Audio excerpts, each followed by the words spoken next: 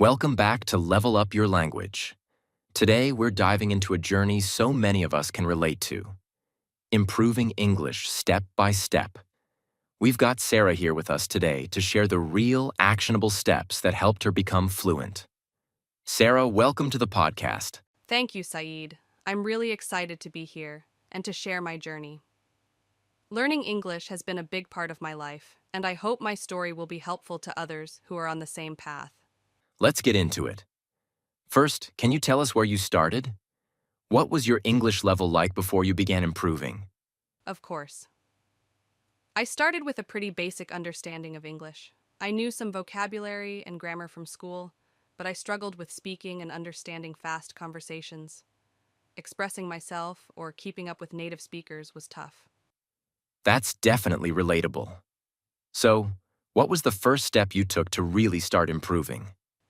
The first thing I did was focus on listening and reading every day. I started small, watching short YouTube videos with subtitles and reading news articles. I wanted to build up my vocabulary, so I'd jot down new words and try using them in my own sentences. This was a good start for me to get used to the flow of the language and feel more confident. Such a great approach. How long did you stick with this, and when did you feel ready to move forward?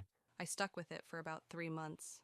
Once I felt comfortable with some basic phrases and understood a bit more, I moved on to speaking practice. That was probably the most nerve-wracking step. I totally understand. Speaking can be intimidating.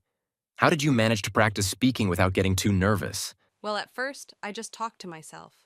I'd describe my day out loud or walk through tasks by speaking them aloud. Later, I started using language exchange apps to chat with native speakers. I made a lot of mistakes at first, but people were patient and helped me out. This really improved my confidence and my pronunciation. Smart approach. So once you started speaking, what did you do to keep up the momentum? After a while, I turned my attention to grammar and writing. This part was more structured. I used grammar books and online exercises to work on my foundation. Writing was helpful because it made me think more about grammar and sentence structure. So, grammar wasn't something you focused on from the beginning? Exactly. In the beginning, I focused on communication over perfection. I wanted to understand and be understood first.